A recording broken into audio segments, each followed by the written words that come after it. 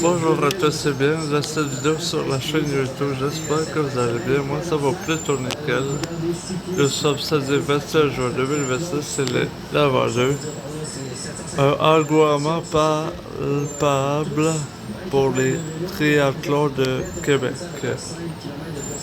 Demain, ça sera le triathlon justement complet. Mais oui, vous l'avez dit, les participants de tous les âges, entre autres quelqu'un de 80 ans, imaginez-vous, qui participe aujourd'hui à son tout premier triathlon. Et vous allez entendre aussi le plus jeune participant ici cette fin de semaine, 16 ans, qui lui aussi a décidé de commencer les triathlons pour aujourd'hui. J'aime ça le sport, puis je trouve que le triathlon, c'est une bonne façon de... Local Lasselle, un plus jeune participant du triathlon Challenge Cap Québec. Mon but aujourd'hui, c'est de finir, c'est sûr. Le temps, ça va laisser un bon affaire. Célébrer. Ghislain Paradis, plus vieux participant triathlon Challenge Cap Québec.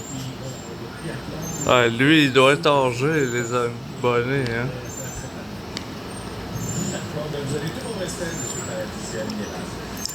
Portons maintenant notre regard à l'international où la tension monte d'un cran en Moyen-Orient. L'Iran a riposté aux frappes. Washington était échangeant des frappes. Washington en réponse à l'attaque d'un navire commercial dans l'Iran. Selon Téhéran, il s'agit d'une violation flagrante du protocole d'accord signé entre les deux pays plus tôt ce mois-ci. Mais malgré la hausse des tensions, le trafic s'est quand même poursuivi dans le détroit d'Ormuz, alors qu'au total, 29 navires commerciaux ont franchi la voie maritime stratégique hier. Et en terminant, Israël, le Liban et les États-Unis ont conclu un accord cadre visant à ouvrir la voie à une paix durable entre les deux voisins du Moyen-Orient. Le premier ministre israélien a toutefois indiqué que son gouvernement autoriserait l'armée libanaise à prendre le contrôle de deux secteurs du sud du Liban. Benjamin Netanyahou a néanmoins réaffirmé que les forces israéliennes resteraient déployées tant que le Hezbollah n'aura pas été désarmé. Au sport, Justine Bayas, c'était la première ronde du repêchage dans la Ligue nationale de hockey. Ah oui, Alexandre, un moment tant attendu pour plusieurs jeunes espoirs, assurément, et on en parle avec mon collègue de TVA Sport, Denis Martini, qui lui était au cœur de l'action en direct à Buffalo hier soir. Bon samedi, Anthony, je prends 2 secondes pour féliciter toute l'équipe. Je sais à quel point ça demande du travail de grande envergure pour une préparation pour une première ronde du genre, et vous avez fait un excellent travail hier.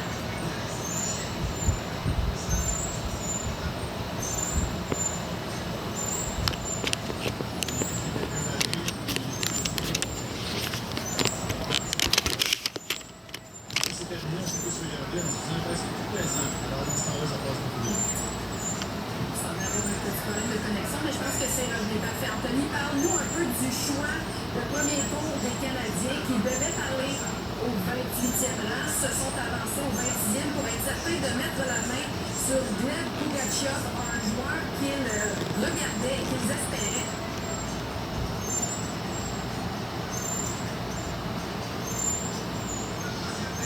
Absolument. Et selon plusieurs rapports, on parle d'un joueur qui est l'un des meilleurs donneurs de mise en échec de cette cuvée-là. Et ça répond à un besoin qui était flagrant, Justine, chez le Canadien de Montréal, celui d'ajouter de la robustesse, du papier sablé. On le sait qu'au fil des dernières saisons, le Canadien a opté pour du talent peu au repêchage. Mais là, plus le temps avance, on se rend compte qu'il manque de robustesse. Il manque de joueurs qui peuvent faire une différence d'une autre façon qu'avec la rondelle.